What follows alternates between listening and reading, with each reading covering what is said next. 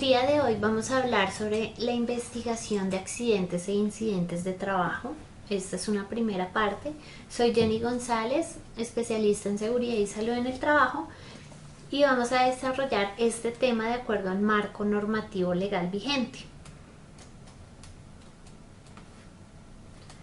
¿Qué vamos a ver en esta charla? Primero, ¿qué es un accidente? ¿Qué es un incidente y qué es un casi accidente de trabajo? Vamos a ver la definición y vamos a hablar de algunos ejemplos. También vamos a hablar de cómo se clasifican los accidentes de trabajo, quiénes deben investigar los accidentes de trabajo, a quién se le debe reportar el accidente de trabajo, cuál es el plazo para reportar el accidente de trabajo, cuál es el plazo para investigar un accidente de trabajo y cuál es la multa por no hacer esta investigación. Además vamos a ver un caso aplicado y vamos a aplicar una evaluación, la cual va a estar en la descripción del video, y 5 días hábiles después se expide el certificado para quienes aprueben esta capacitación. Para iniciar, ¿qué es un accidente de trabajo? Vamos a ver lo que nos dice la definición dentro del marco legal, que es la Ley 1562 del 2012. Nos dice: es accidente de trabajo todo suceso repentino que sobrevenga por causa o con ocasión del trabajador y que produzca en el trabajador una lesión orgánica, una perturbación funcional o psiquiátrica, una invalidez o la muerte. Entonces, desglosando esta primera parte. Primero, nos dice que es un suceso repentino. Es decir, es algo que no es intencional, es algo que no se planea y es algo pues que se sale del esquema normal de lo que se viene realizando dentro del trabajo. ¿Listo? En segundo, dice que es por causa o ocasión del trabajo. Para poderlo catalogar como un accidente laboral o de trabajo, tiene que estarse desarrollando ya sea bajo las instalaciones del empleador, bajo las funciones que se establecieron cuando se hizo la contratación, o ya sea por una directriz o orden del empleador. Más adelante vamos a ver cómo se desarrolla esto. Es decir, tiene que ser todo en un esquema laboral del trabajo, que se estén cumpliendo las funciones y responsabilidades o que hayan sido encomendadas funciones y responsabilidades a ese trabajador para poderlo catalogar como accidente de trabajo. Además nos dice que produzca en el trabajador algún tipo de lesión orgánica. Entonces aquí hago un llamado, y es que muchas veces pensamos que el accidente no se debe reportar o que no es accidente porque de pronto se presentó una lesión, pero esa lesión fue una lesión que no produjo algún tipo de desmayo o de fractura, o de pronto que al empleado no se le cayó un dedo, un pie, una mano, y pensamos que eso no es representativo. Entonces acá, según la definición, dice que es cualquier tipo de lesión. Acá no nos dice que sea una lesión grande, una lesión pequeña, o que así no le duela al trabajador o que pueda seguir trabajando, no quiere decir que es accidente. Entonces partimos de que es un accidente laboral, haya causado una perturbación orgánica. No hay niveles, no hay nivel grave, no hay nivel mediano, no hay nivel preocupante o no preocupante. Es cualquier tipo de lesión orgánica. Además nos dice que sea una perturbación funcional o psiquiátrica. Para el tema psiquiátrico ya debe ser valorado por un psicólogo. Él es quien determina realmente si hay o no un accidente por este tipo, y que pues ya de forma más notoria es que produzca una invalidez o la muerte. En segundo lugar, la misma ley, la 1562, nos dice: es también accidente de trabajo aquel que se produce durante la ejecución de órdenes del empleador o contratante durante la ejecución de una labor bajo su autoridad, aún fuera del lugar y de las horas de trabajo. Entonces, ¿qué quiere decir esto? Si el jefe directo nos encomienda cualquier función o responsabilidad que pues obviamente está enmarcada dentro del contrato de trabajo laboral, que no incumpla de pronto algún requisito legal o normativo, pues el trabajador va a asumir esta responsabilidad. Cuando se asume y se hace este acuerdo, sea verbal o sea escrito, ya entra a ser un accidente de trabajo el evento que llegue a ocurrir en ese momento. Si de pronto el empleador no manifiesta esa autorización, se puede llegar a concluir que no es un accidente laboral. Por eso hay que tener muchísimo cuidado con ese direccionamiento de funciones que tal vez no son las diarias, sino que se hacen de una forma esporádica, tanto que el empleador como el empleado lo tengan claro. ¿Cuáles son las consecuencias? Pues consecuencia 1, que la ARL no se haga responsable de ese accidente cuando ocurra. Es decir, de pronto yo asumí una responsabilidad porque soy una empleada proactiva y dije, bueno, yo soy o fui contratada acá en la parte administrativa, pero no tengo tal vez mucho trabajo, voy a limpiar las ventanas y me voy a subir en una silla para poder alcanzar esa ventana y me ocurre el accidente. ¿Qué pasa? La ARL me va a decir, no, Jenny, yo no le voy a atender a usted su accidente porque usted no fue contratada para limpiar las ventanas. Caso distinto, si mi jefe me dice, bueno, Jenny, tienes tiempo, ayúdanos acá a hacer el aseo, yo asumo esto, obviamente sin trabajo en alturas ya es distinto, tendría que tener un permiso para hacerlo, pero yo subo, hago la limpieza y me ocurre el accidente. Como fue un mandato de mi jefe, ya la ARL dice, cubrimos el accidente porque pues realmente su jefe le estaba pidiendo esto. ¿Qué casos se presentan? Son muchos. Voy a tomar unos tal vez frecuentes, como digamos cuando mandamos a alguien a hacernos el favor de pagar un recibo. Entonces el jefe dice, venga usted que no está haciendo mucho, vaya y pague este recibo. Yo no fui contratada para pagar los servicios, los recibos, etcétera, pero pues voy a ir porque pues está el tiempo, ¿cierto?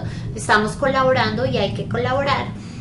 Y voy a pagar el recibo y tengo un accidente en la calle, me tropiezo, de pronto un accidente más grave como un accidente de tránsito. Entonces, si mi jefe me envió y fui autorizado para hacerlo, voy y presto, hago el favor y pues me está cubriendo la ARL, ¿sí?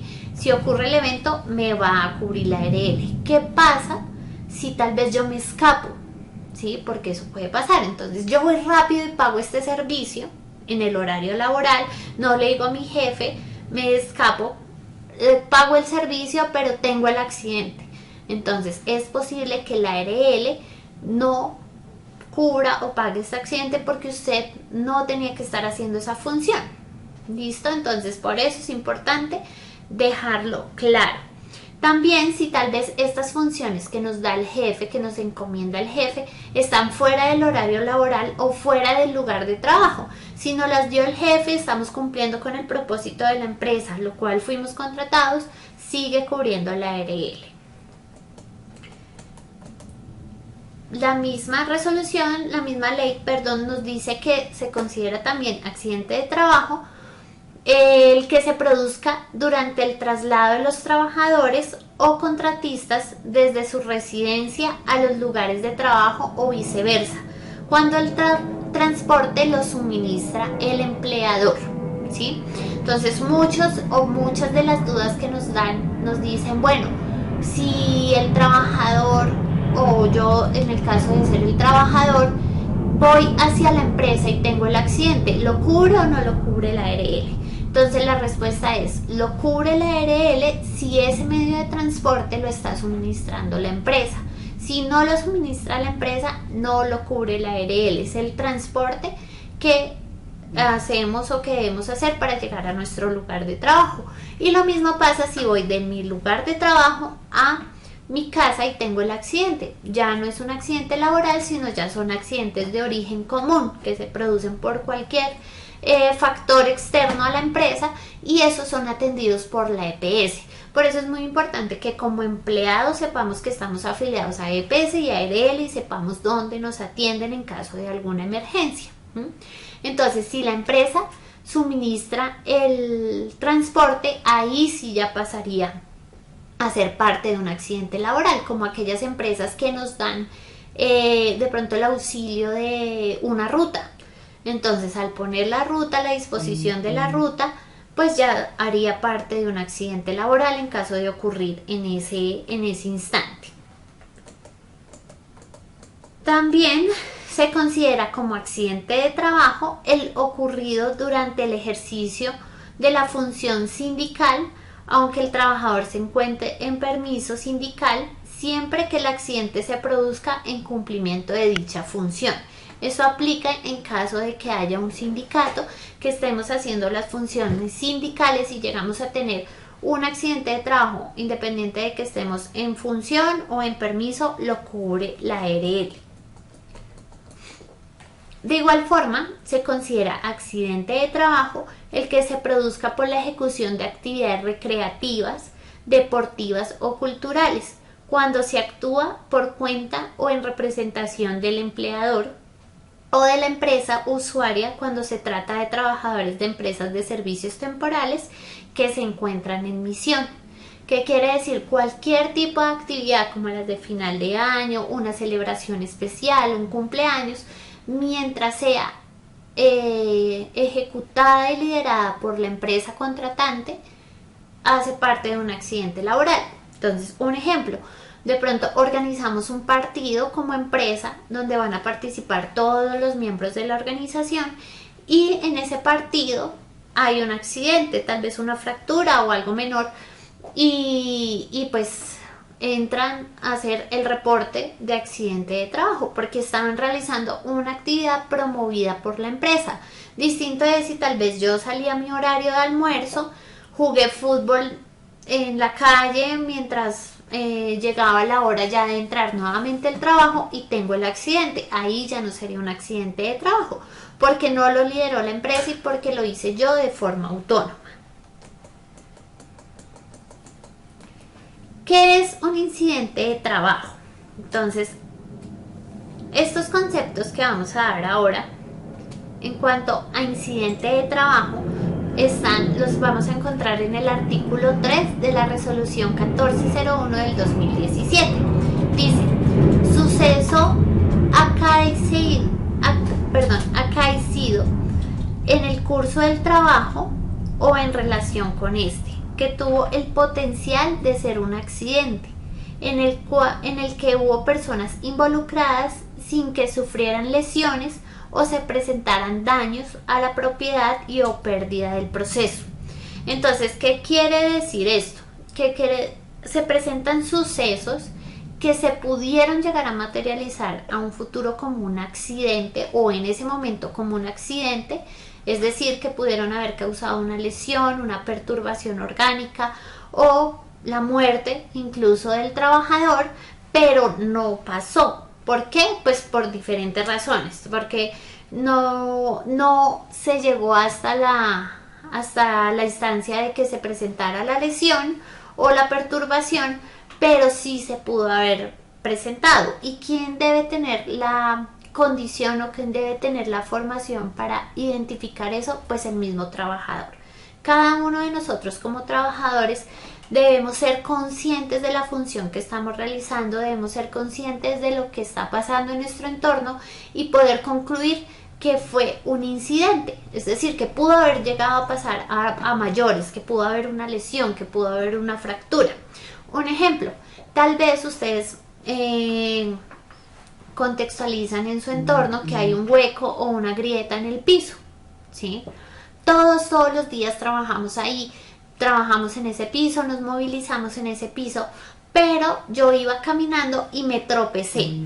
Ese tropezón no me generó una caída, no me generó lesión, no me generó un trauma en mi cuerpo o algo que pudiera poner en riesgo mi vida, pero yo en mi conciencia de prevención identifico que fue un incidente. ¿Por qué? Porque me tropecé, no me caí, pero me pude haber caído y mi caída pudo haber generado una lesión, una fractura o algo muy grave en mi cuerpo, ¿sí? Muchas veces vemos, estoy acá trabajando y tal vez hay una gaveta que siempre se abre y me generó un golpe. El golpe no fue grave, el golpe no me generó un trauma, no me generó una herida o algo grave, ¿cierto? Pero si ya lo contextualizo o lo miro más allá, yo digo, esto puede llegar a generarme no solo a mí un accidente, sino a un compañero de trabajo. Entonces, cuando se presentan estos incidentes, deben también ser investigados e incluso muchos o muchas teorías dicen que estos incidentes son mucho más graves que un accidente que ya se presenta. ¿Por qué? Porque estos incidentes nos alertan, nos ponen alerta y dicen, acá va a haber un accidente a futuro, ¿sí? Entonces, al ya saber y al ya conocer que se va a presentar un accidente, pues es mucho más grave, porque si no lo atendemos, si no lo ponemos en investigación, pues no le estamos salvando la vida a un compañero, no estamos cuidando la integridad de un compañero o a mí mismo. Entonces estamos haciendo caso omiso y eso es mucho más grave, porque cuando ocurre el evento decimos, yo sabía que iba a ocurrir y no hice nada para evitarlo. Y eso incluso puede llegar a una demanda legal si no se toma la acción. Entonces acá el llamado es a que los accidentes y los incidentes son igual de importantes y deben ser investigados. Ustedes van a encontrar también, cuando hablan en todo el mundo de accidentes, van a encontrar un concepto que se llama casi accidente. El casi accidente es lo mismo que un incidente. Entonces, traigo acá esta definición para que ustedes se contextualicen y cuando les hablen de un incidente o casi accidente, estamos hablando exactamente de lo mismo.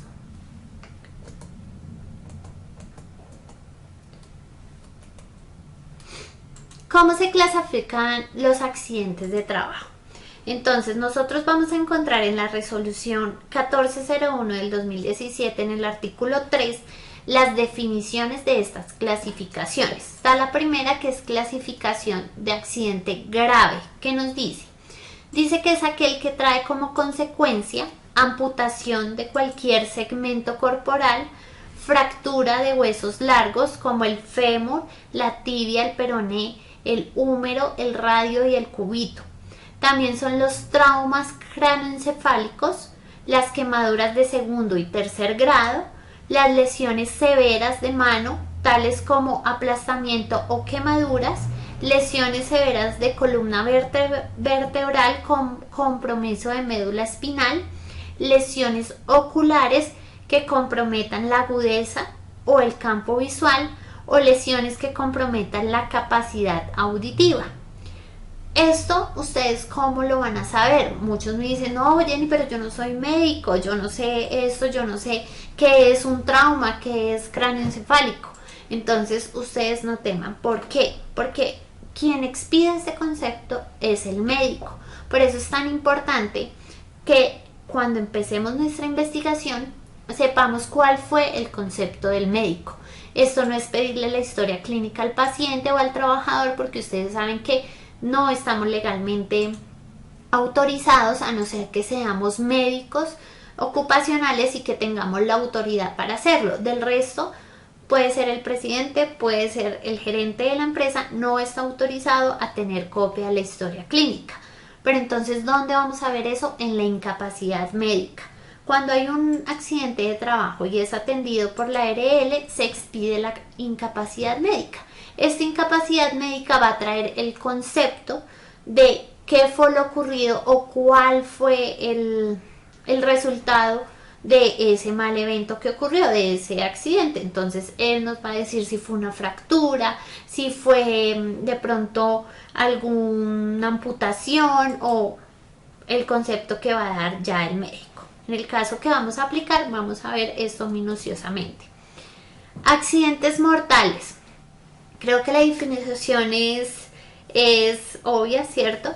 Son aquellos que se producen cuando ya el trabajador muere y ya pues tenemos un acta de función. Acá no hay una incapacidad, sino un acta de función. Ya concluimos que es un accidente mortal.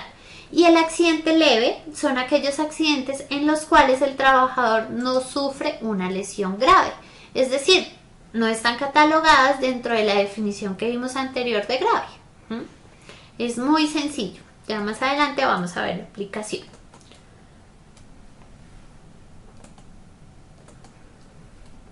¿Quiénes deben investigar el accidente?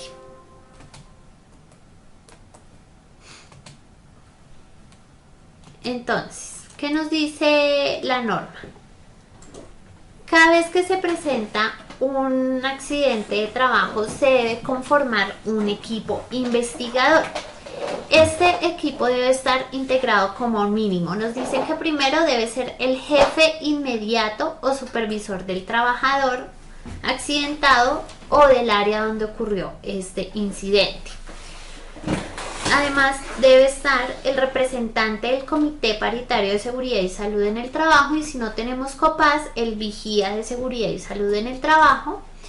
Tenemos también que tener el encargado del desarrollo del sistema de seguridad y salud en el trabajo, esto en primera instancia. Pero acá hay un ítem que debemos tener en cuenta. Cuando el accidente es grave o mortal, el profesional con licencia vigente en seguridad y salud en el trabajo debe hacer parte de este grupo investigador.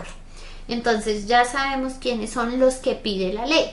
Hay otros que son importantes, tengamos en cuenta, así no estén acá en la ley, como los testigos. Si hubo en ese momento del accidente testigos, es importante que tengamos esa versión también. Y si la brigada intervino en la investigación, en el momento de la atención del accidente, también es importante tener la versión de ellos. Entonces, estos que les nombré inicialmente, que quiero que los volvamos a recordar: primero, el jefe o supervisor directo del trabajador, el representante del Comité de Seguridad y Salud en el Trabajo o vigía, y el responsable del desarrollo del sistema de gestión de seguridad y salud en el trabajo. Son los que nos enmarca la ley cuando son accidentes leves. Cuando ya es un accidente grave o mortal, recuerden, ese es el mismo grupo, pero entra el profesional en seguridad y salud en el trabajo a ser parte de este comité. Y como adicionales, que es un consejo porque realmente no lo pide la ley, es para que la investigación quede más completa y tener pues todos los panoramas: el testigo o testigos si hubo en el momento, y el brigadista que prestó el primer auxilio. ¿A quién se le debe reportar el accidente de trabajo? Entonces, esto lo encontramos en el artículo 62 del decreto 1295 de 1994. Dice que el empleador debe reportar de forma obligatoria todo accidente de trabajo o enfermedad laboral que ocurra en su empresa, ¿sí?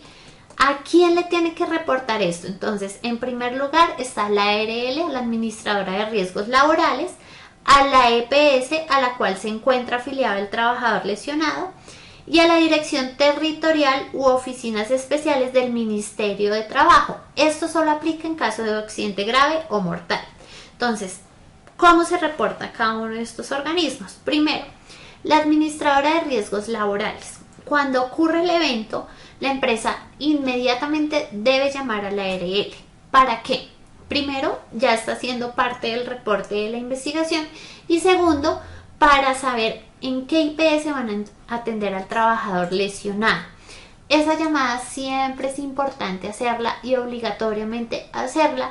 ¿Por qué? Porque la ARL puede que cambie en todo este tiempo las IPS donde generalmente atienden a los accidentes de trabajo. Entonces hay que validar disponibilidad, hay que evaluar si realmente sí tiene convenio la ARL con esa IPS.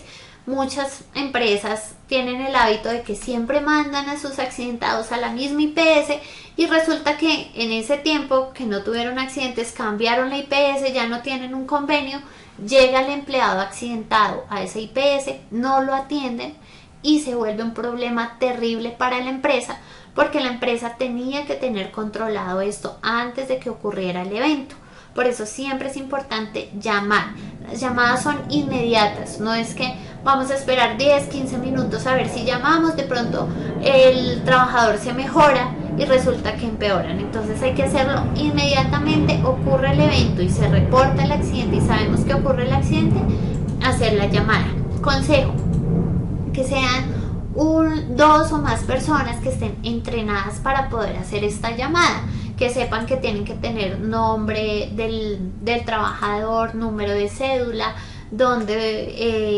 cuánto lleva contratado, saber qué cargo tiene, qué estaba haciendo, para poder hacer un correcto reporte inicial. Cuando hacemos ese reporte, ya el proceso de investigación se abre y empieza tanto la atención del trabajador como la investigación y el reporte del accidente. La empresa debe cerrar esto y se crea un FURAT, que es el formato único de reporte de accidente de trabajo. Esto ya vamos a hablar de los plazos y todo lo demás. Debe hacerse, vuelvo y les digo, de forma inmediata. Nos dice que debemos reportar al EPS. Realmente la empresa no hace este reporte directo, esto queda en la historia clínica del trabajador. Entonces, esto lo hace entre la ARL y la EPS, pero ese otro organismo, que es la EPS, también debe conocer que se presentó el accidente de trabajo. Y cuando es un accidente grave o mortal, sí o sí se debe reportar ante el Ministerio de Trabajo.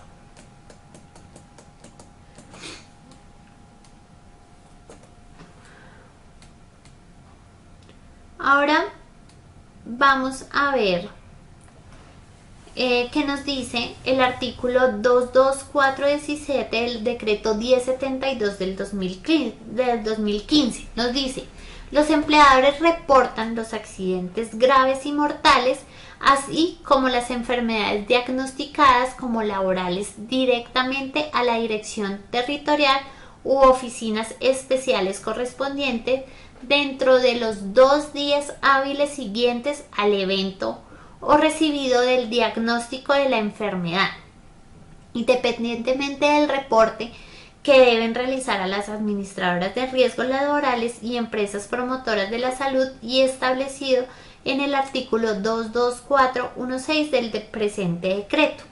Es decir, en conclusión, tenemos 2 días hábiles siguientes a la ocurrencia del accidente para generar el reporte, para cerrar ese reporte de accidente de trabajo, ¿sí? Entonces muchos dicen, si se accidenta el viernes a las 5 de la tarde, tiene 2 días hábiles para hacerlo. Consejo: no esperen 2 días, háganlo de forma inmediata. Una vez tengan ustedes la incapacidad, que ya sepan que lo atendieron, qué tiene la persona, y cierran el FURAT.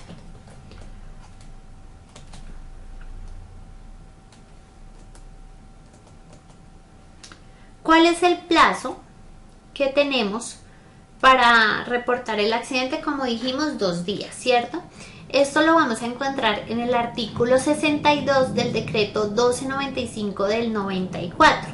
Dice que todo accidente de trabajo o enfermedad profesional que ocurra en una empresa o actividad económica deberá ser informado por el respectivo empleador a la entidad administradora de riesgos profesionales y a la entidad promotora de salud en forma simultánea dentro de los 2 días hábiles siguientes al ocurrido el accidente o el diagnóstico de la enfermedad laboral. ¿Y qué plazo tenemos nosotros para investigar el accidente? Entonces recuerden, se divide en 2 etapas. La primera es reportarlo a la ARL, y la segunda es la investigación. ¿Qué nos dice el artículo 4 de la resolución 1401 del 2007? Se establece para el empleador la obligatoriedad de investigar todos los incidentes y accidentes de trabajo dentro de los 15 días siguientes a su ocurrencia a través del equipo investigador. Ojo acá, siempre hay una confusión y dicen: tengo 15 días hábiles para investigar el accidente, y no, la norma nos dice 15 días, ¿sí? Entonces no tenemos 15 días hábiles, son 15 días calendario corridos que se tiene el tiempo prudente para hacer una investigación correcta de accidente de trabajo. Entonces, ¿qué es esto? Ya haber reportado el accidente, ya tener una incapacidad, ya haber reunido al equipo investigador, ya haber hecho el análisis de la investigación, el haber hecho unas conclusiones y el haber tomado unas acciones y medidas. 15 días. Acá las empresas pecan mucho en que si el accidente no es grave y como no hay que reportarlo al ministerio, no lo investiguemos, lo investigamos más adelante cuando tengamos tiempo, ¿sí? Entonces la ley es clara, 15 días, no es cuando tal vez tengamos la disponibilidad, es algo que se tiene que hacer sí o sí. ¿Qué es más grave aún? No solo dice que hay que investigar accidentes, hay que investigar incidentes. Entonces, para que se investiguen incidentes, se deben reportar incidentes. Pecan mucho las empresas, claro, nadie investiga incidentes. Entonces, acá el llamado es a la acción. Si no se están investigando los incidentes, también iniciar a investigar los incidentes y darle la misma importancia de ocurrencia de un accidente al incidente. Porque si se dan cuenta, la ley no les da distinción a estos dos. ¿Cuál es la multa por no reportar un accidente de trabajo? Entonces lo vamos a encontrar en el artículo 30 de la ley 1562 del 2012, que dice: cuando el Ministerio de Trabajo detecte omisiones en los reportes de accidente de trabajo y enfermedades laborales que por ende afecte el cómputo del índice de lesiones de incapacidades, que se llama ILI, o la evaluación del programa de salud ocupacional por parte de los empleadores o contratantes y empresas usuarias, podrá imponer una multa de hasta 1.000 salarios mínimos mensuales legales vigentes, sin perjuicio de las demás multas que por otros incumplimientos pueda llegar a imponer la autoridad competente. Entonces, aquí vemos una cifra que son los 1.000 salarios mínimos. Quienes integran ese equipo investigador, quienes tienen esa responsabilidad, tienen la responsabilidad en el caso de que se adjudique una multa, pues de ser los responsables directos. También el gerente, también el representante legal de la compañía y pues todos aquellos que tengan bajo el cargo esta responsabilidad. Aquí, ¿cuál es el llamado? Esto es dinero, tal vez se recupere, pero dice que otras sanciones, ¿cierto? Podemos tener sanciones como la cárcel, como una denuncia, como un proceso disciplinario. Para quienes manejamos licencia en seguridad y salud en el trabajo, licencia de nosotros como profesionales en seguridad y salud, puede ser revocada esa licencia. Entonces, por eso la importancia de cumplir no solo los tiempos, sino de cumplir de forma eficaz y cabalmente una investigación, ¿sí? Entonces vamos a ver este caso aplicado para que podamos entender y reforzar un poco más este conocimiento. Bueno, para el caso aplicado vamos a ver este caso que le aconteció a un compañero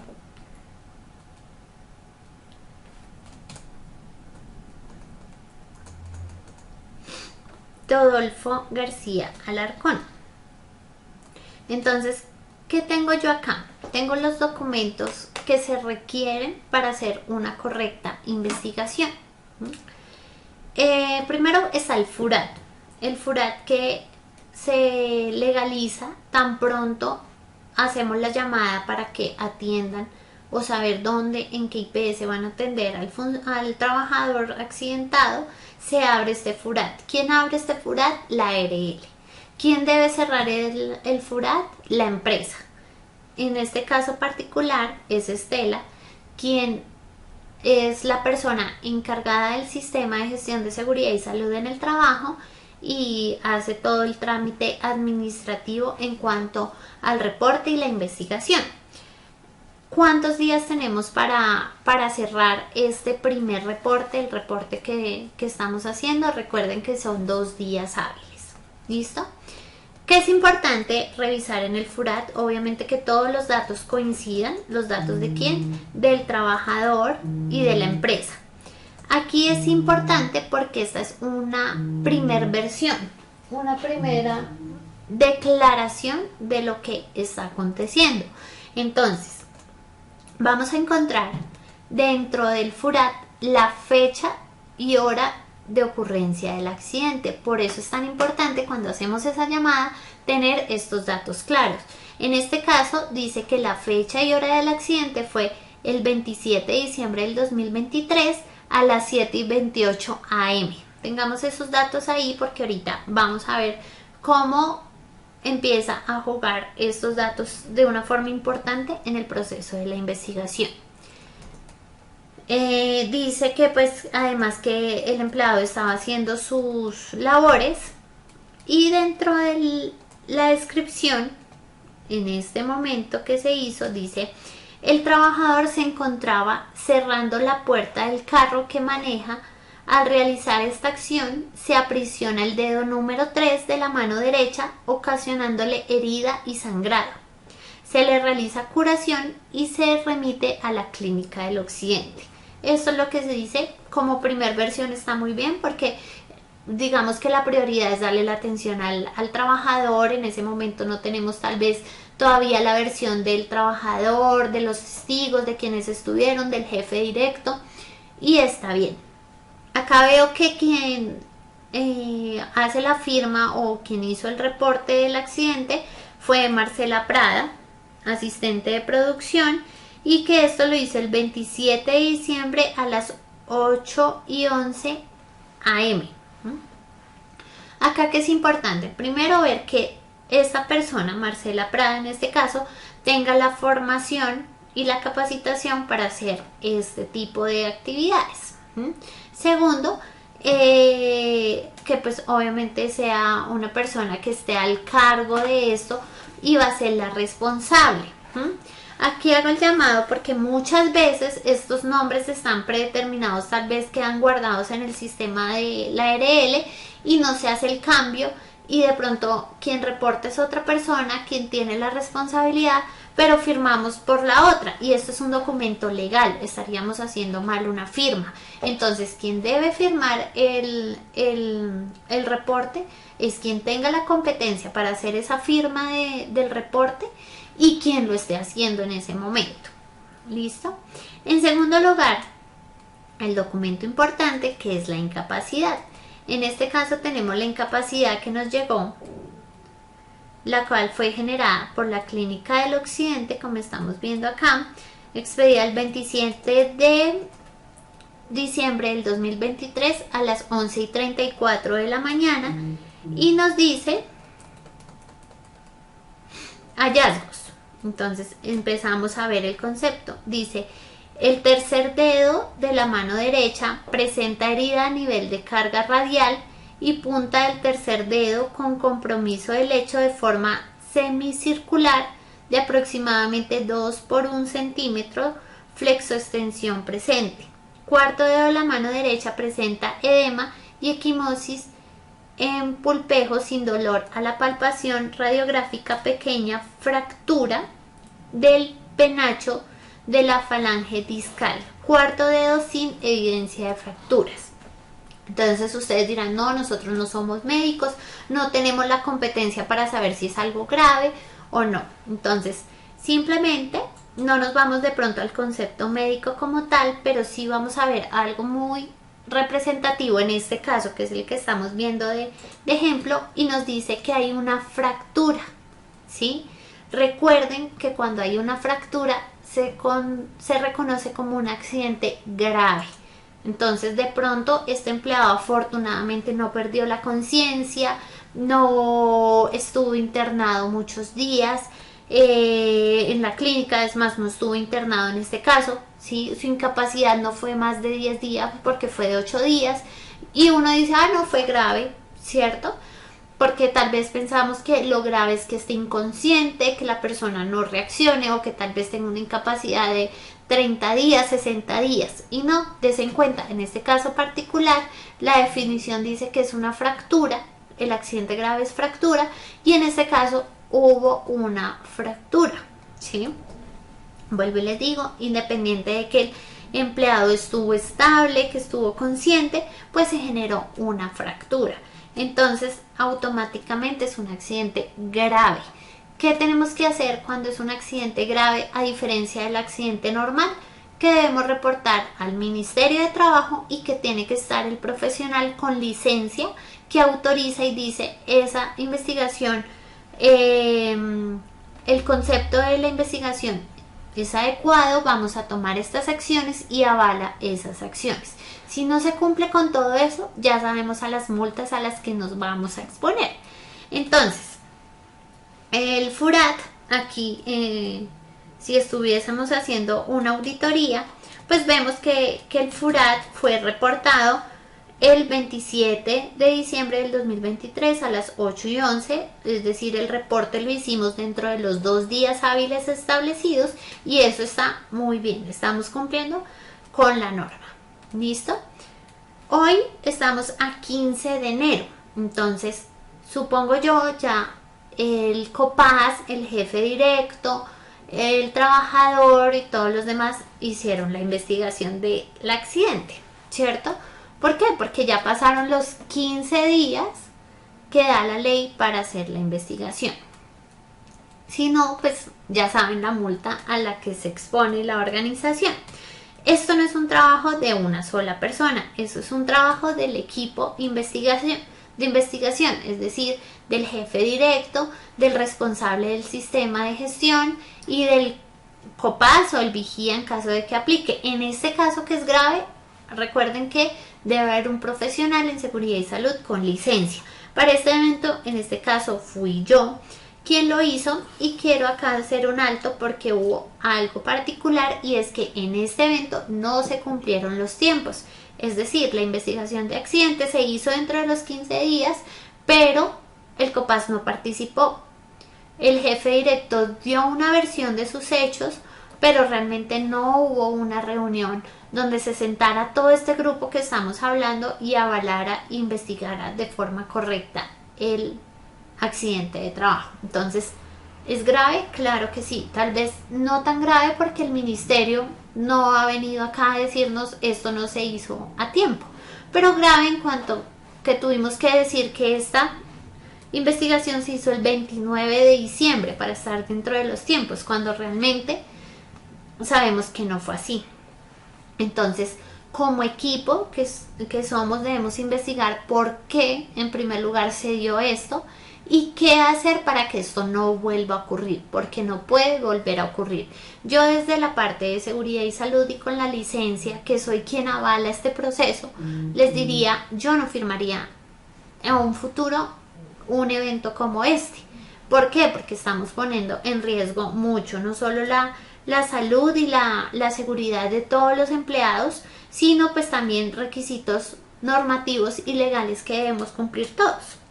En este caso, se levanta este formato, que el formato, quien lo haga tiene que estar capacitado para ello. En este caso, quien es la responsable del sistema de gestión es la señora Estela, es la persona competente para hacer esta investigación, guiada obviamente por ella, pero todos debemos participar. Por eso es importante que dentro de la investigación veamos que hay unas versiones. ¿Versiones de quién? Versión del trabajador para saber directamente qué fue lo que ocurrió, cómo ocurrió, por qué ocurrió, qué estaba haciendo el trabajador.